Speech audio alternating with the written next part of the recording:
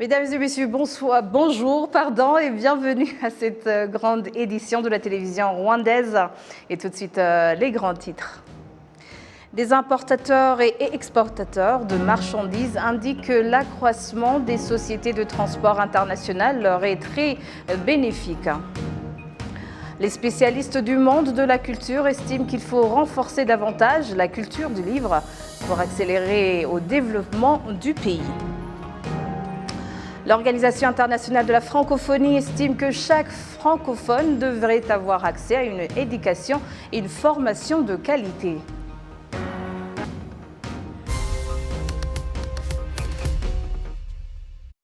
Bienvenue à ce journal. Des importateurs et exportateurs de marchandises indiquent que l'accroissement des sociétés de transport international leur est très bénéfique parce qu'elles sont fiables et réalisent tout le travail qui leur évite le contact direct. Kassim Youssouf pour les détails. Certains investisseurs étrangers opérant au Rwanda apprécient la politique d'ouverture du pays à ceux qui veulent faciliter le transport des marchandises importées ou exportées. Les statistiques de l'agence rwandaise de développement RDB révèlent que l'année dernière, le Rwanda a réalisé un investissement d'une valeur de 1,6 milliard de dollars américains et certains investisseurs internationaux estime que c'est un honneur de travailler au Rwanda parce qu'on y trouve des raisons concrètes qui accélèrent le commerce. Entre-temps, les Rwandais opérant dans l'import-export, tout comme les courtiers en douane qui jouent un grand rôle dans le transport des marchandises, se disent satisfaits des progrès que le pays continue à réaliser dans la facilitation du mouvement des marchandises par l'intermédiaire des sociétés de shipping. Depuis les années 60, on trouve au Rwanda 3 entreprises d'entreposage de marchandises importées ou exportées. Leurs représentants indiquent que c'est significatif dans l'agrandissement de l'économie nationale au niveau mondial et dans la concurrence commerciale au bénéfice de leurs clients. L'entreprise internationale Bolloré, notamment, opère dans le transport des marchandises importées et exportées. Il y a un partenariat entre Bolloré, Bolloré Africa Logistics, parce qu'il y a le réseau mondial, mais il y a Bolloré Africa Logistics, le réseau Bolloré Africa Logistics et MSC, Mediterranean Shipping Company. Ce que vous devez savoir, c'est que MSC, c'est la première compagnie maritime mondiale, avec plus de 730 navires, porte-conteneurs, dont certains peuvent transporter plus de 10 000 conteneurs à la fois. Donc c'est important, c'est un partenariat important, qui est valorisé à plus de 6 milliards de dollars américains. Et pour nous, pour le Rwanda, c'est un plus, un boost, parce que nous sommes en train dans une phase d'investissement, de grandissement de nos opérations ici. Comme vous expliquez, nous planifions de faire 10 000 m² d'entrepôts sous douane, 10 000 m² d'entrepôts hors douane, et puis tout ça requiert d'énormes investissements. Et ce n'est pas seulement au Rwanda, mais c'est partout en Afrique. Alors Bolloré, il est dans 48 pays en Afrique. Et vous imaginez le niveau d'investissement qui est requis pour mettre à niveau et répondre aux besoins actuels et futurs du marché. Donc c'est important pour nous d'avoir cet investissement, d'avoir ce partenariat avec MSC. Et nous sommes sûrs que le Rwanda en profitera, surtout pour ceux qui font ce qu'on appelle des baies directes, ou alors les chargements de conteneurs à partir du Rwanda directement, sans cabotage ou sans transbordement à Dar es Salaam. Et un impact positif énorme. Premièrement, le prix. Le prix sera forcément meilleur. Et le temps sera forcément meilleur. Parce que si aujourd'hui, vous devez charger votre café depuis Kigali et vous l'amenez à Dar es Salaam, vous déchargez pour attendre un conteneur de ligne, un conteneur de compagnie maritime, parce qu'il n'y en a pas suffisamment ici.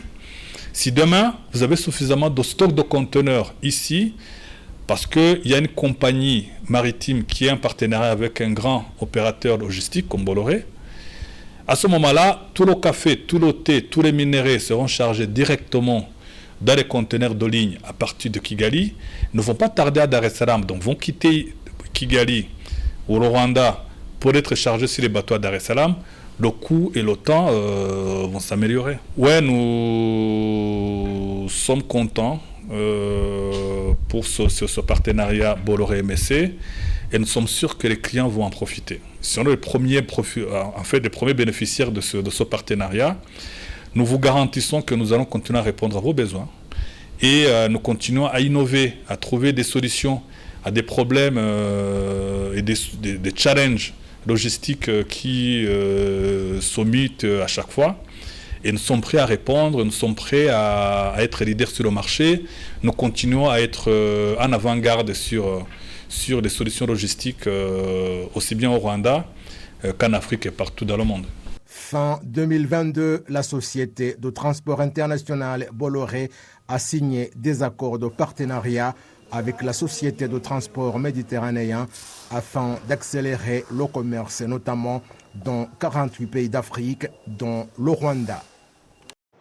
Les spécialistes du monde de la culture estiment qu'il faut renforcer davantage la culture du livre pour accélérer le développement du pays et la reconstruction de la société qui a longtemps été dominée par la culture de l'oralité. Jean Damascène pour les détails.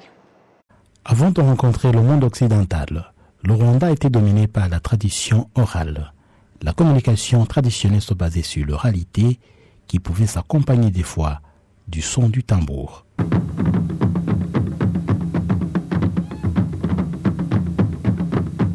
Cette oralité tient du fait que les Rwandais ne connaissaient pas l'écriture, il n'y avait aucun médium permettant une communication écrite et les Rwandais accordaient une grande importance à la parole et étaient convaincus que la parole doit se partager.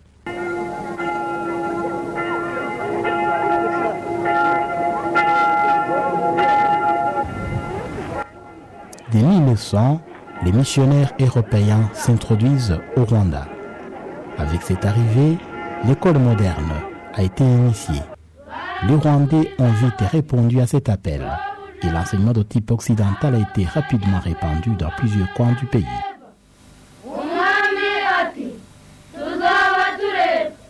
Cependant, malgré la scolarisation qui prenait de l'ampleur, des fois l'on déplorait la persistance de la dépendance à l'oralité, ce qui handicapait l'acquisition de lire et d'écrire. Malgré cette situation, la lecture reste la source du savoir et le livre, la principale source d'information, ainsi que la réserve permanente du savoir et de la culture. Cela s'explique par le fait que l'écrit résiste mieux aux contingences de l'oralité, telles que l'altération du message, l'oubli et les difficultés de transmission du message oral. Les personnes avisées dans le monde culturel estiment qu'il faut multiplier les efforts pour accroître la culture du livre au Rwanda. La culture de la lecture, il faut la renforcer parce qu'elle est là. Même si elle est très petite, elle est là. Chaque personne aime lire. Et il faut savoir lire. Et donc lire en français, écrire en français, rencontrer des écrivains qui écrivent des livres en français, rencontrer la langue française, pas le livre. Et les gens qui écrivent, qui dessinent, parce que la langue se dessine, la langue s'écrive, se parle, se joue. Les discussions souvent organisées autour du statut du livre au Rwanda estiment aussi que l'industrie du livre doit être appuyée pour disponibiliser davantage de livres à lire et permettre aux écrivains de produire des livres qui attirent plus l'attention des lecteurs. D'autre part, les écrivains estiment que le Rwanda, comme un pays meurtri de par son passé sombre, a besoin d'une écriture plus abondante qui permette à la société de se reconstruire.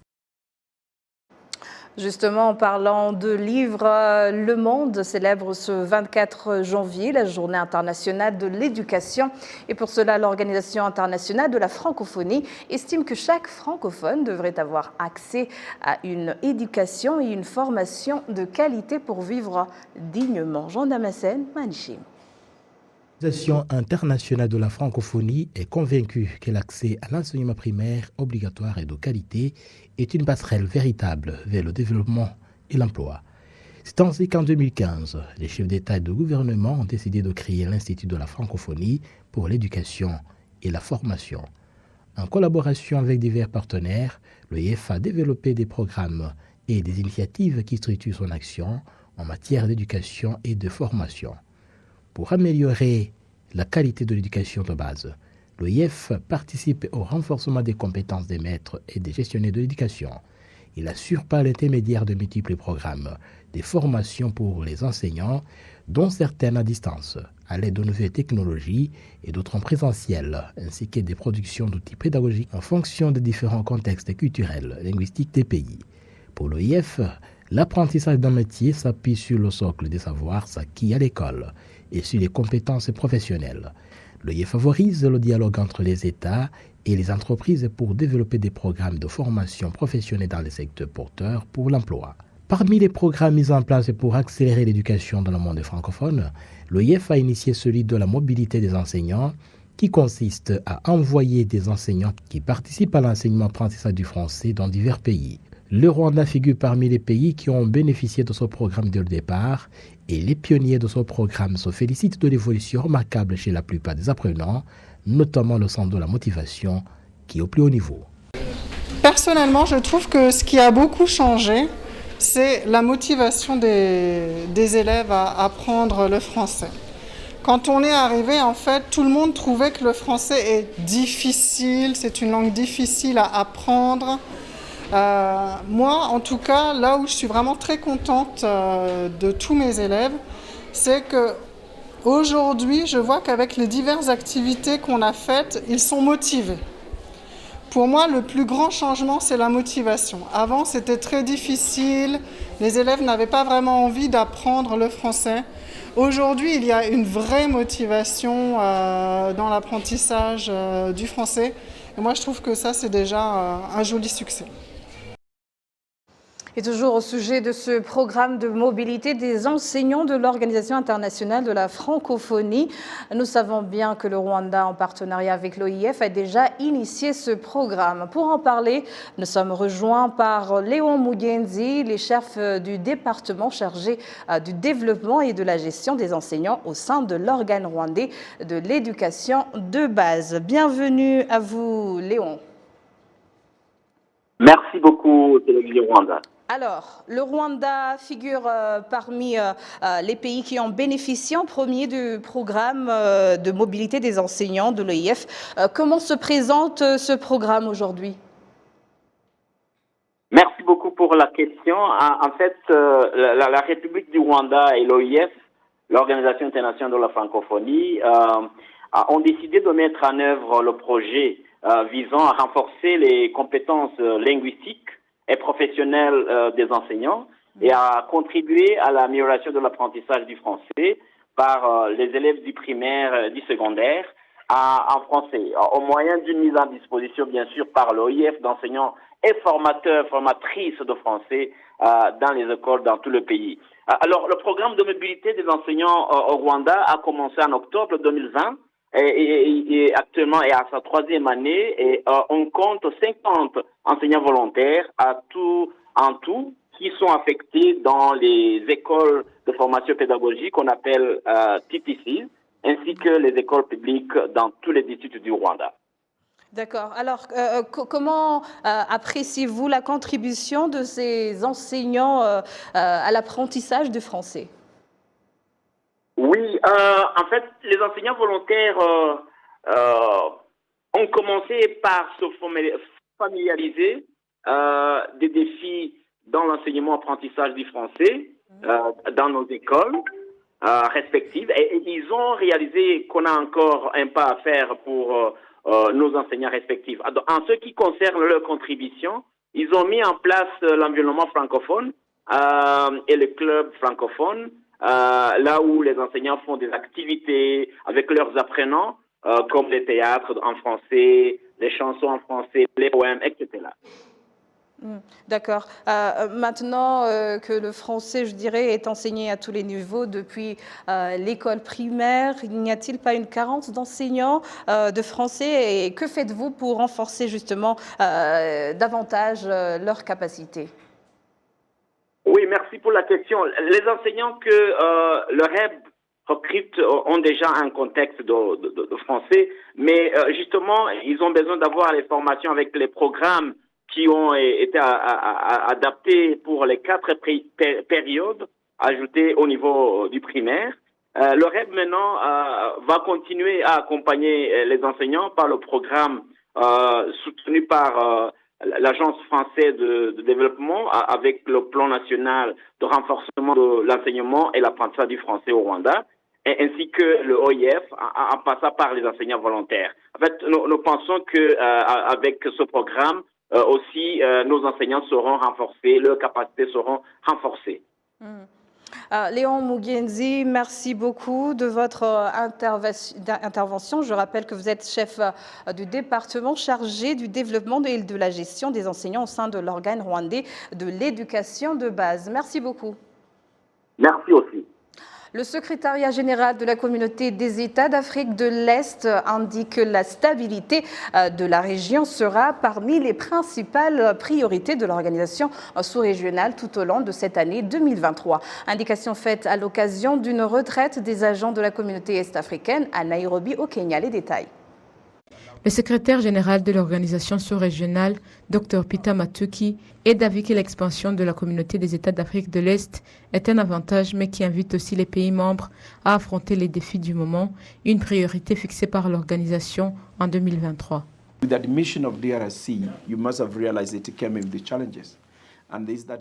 Vous savez que l'adhésion de la RDC à la communauté constitue déjà un défi. La paix et la sécurité à l'Est de la RDC nous serons préoccupés en 2023 par la stabilisation de l'Est de la RDC.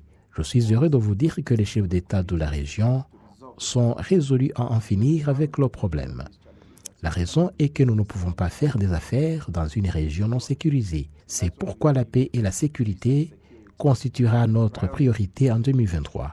Vous savez que le sommet réuni l'an dernier a désigné un médiateur qui aide maintenant les chefs d'État à faire en sorte que l'Est de la RDC soit en paix. Il y a déjà des avancées politiques, parce que les défis de l'Est de la RDC nécessitent une solution politique.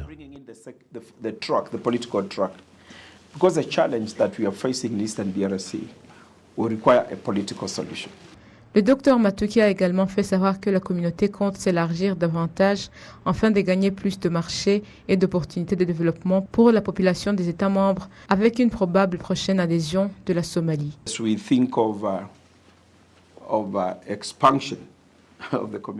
Alors que nous songeons à l'expansion de la communauté, nous sommes en train de discuter de l'adhésion de la Somalie. Ce mois-ci, nous envoyons une équipe de vérification en Somalie pour s'asseoir avec le gouvernement somalien et examiner le préparatif à joindre la communauté.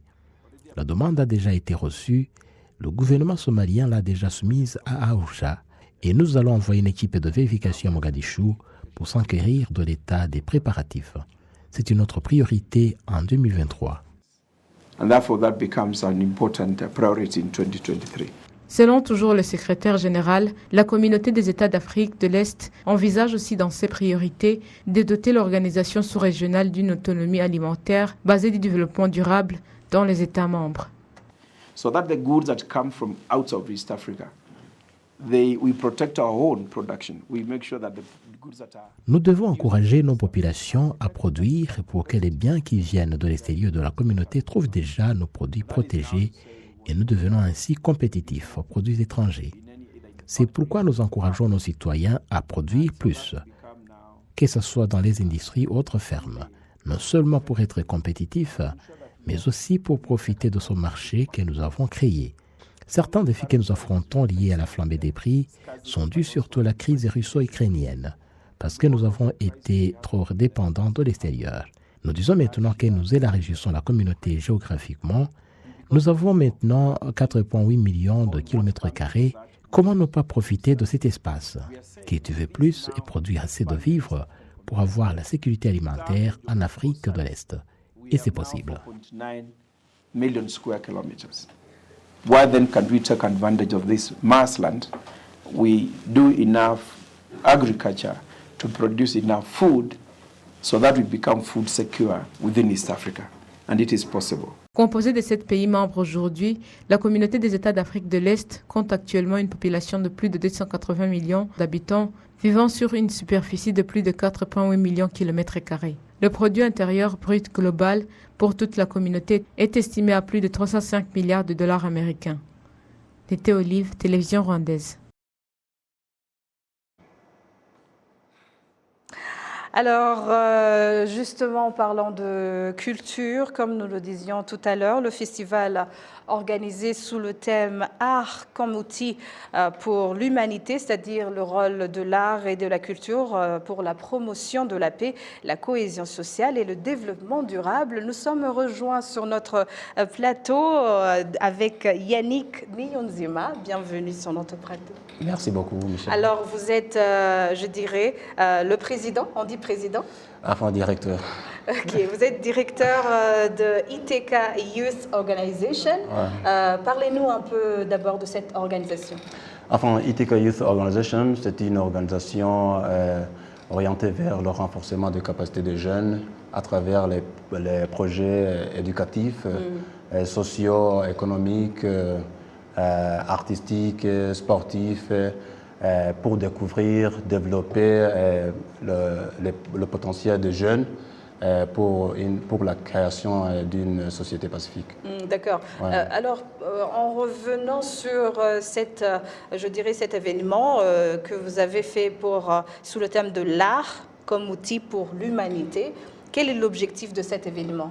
Enfin, l'objectif principal de cet événement, c'est la promotion des valeurs humaines et aussi sensibiliser aussi les jeunes pour revenir sur les valeurs africaines, mais tout en même temps pour promouvoir la culture africaine à l'échelle internationale. Alors, quelle est la cible de cet événement? Est-ce que c'est la jeunesse? C'est qui exactement? Enfin, c'est toute personne, je dirais, mais en particulier la jeunesse.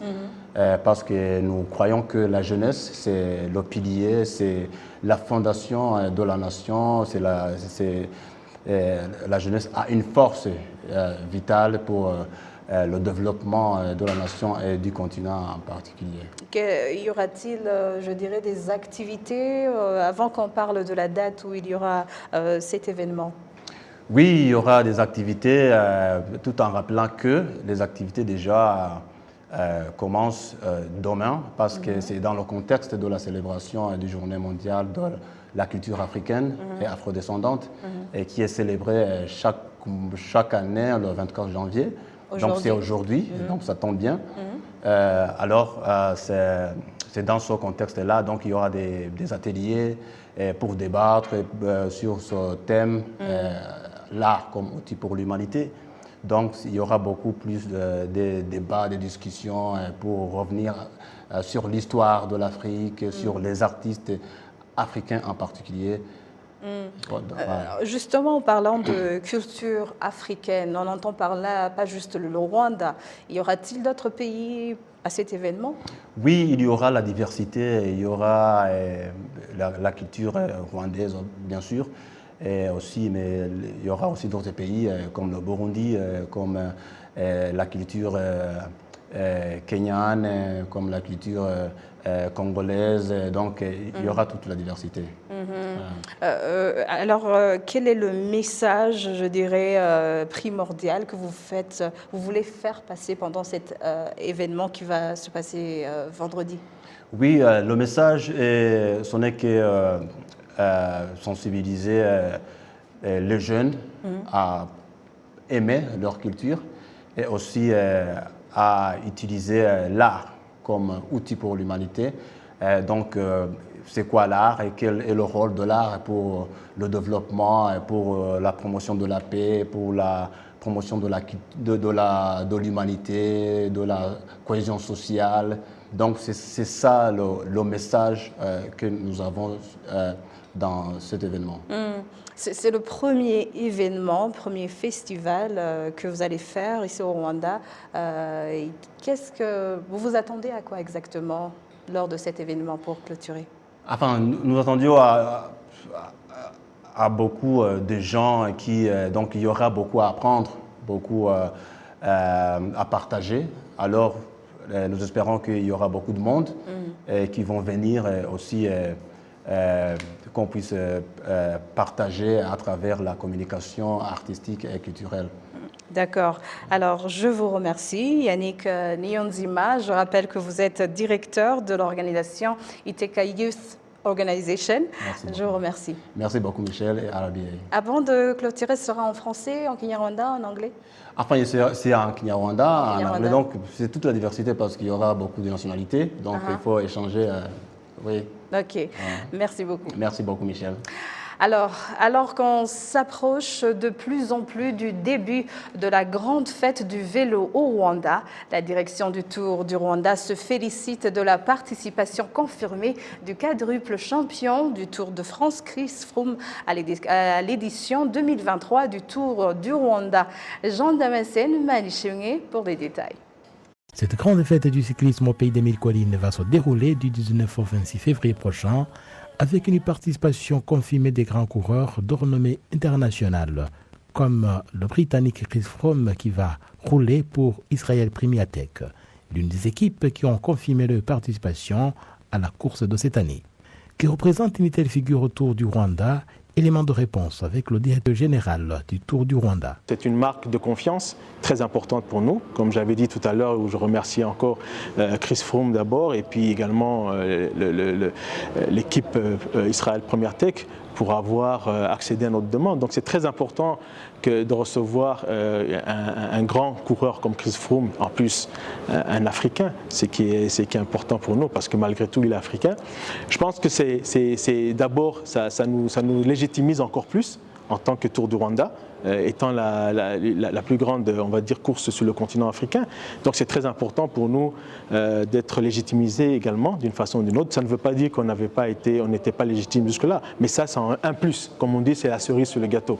Donc ça c'est très important, mais aussi je pense que par rapport à toute cette stratégie qu'on a du pays en termes de tourisme et d'attractivité, de pouvoir se positionner comme une destination touristique, c'est très important parce que quelqu'un comme Chris Froome aura un impact important parce que c'est quelqu'un qui sur les réseaux sociaux a des dizaines de millions de followers, donc c'est quelqu'un qui a un impact certes, mais aussi d'un point de vue sportif, c'est bien qu'il puisse aussi se frotter sur les routes du Rwanda, qu'il voit un peu de quoi il s'agit en préparation des championnats du monde en 2025. Je pense que c'est le premier athlète aujourd'hui de ce niveau qui vient en fait faire une expérience sur on va dire le parcours du Tour du Rwanda et je suis sûr qu'il y aura beaucoup à dire après le Tour du Rwanda ou pendant le Tour du Rwanda. Donc il n'y a que on va dire du bon dans tout ça pour l'organisation, mais également, comme je dis toujours, pour le pays également. C'est très important d'avoir quelqu'un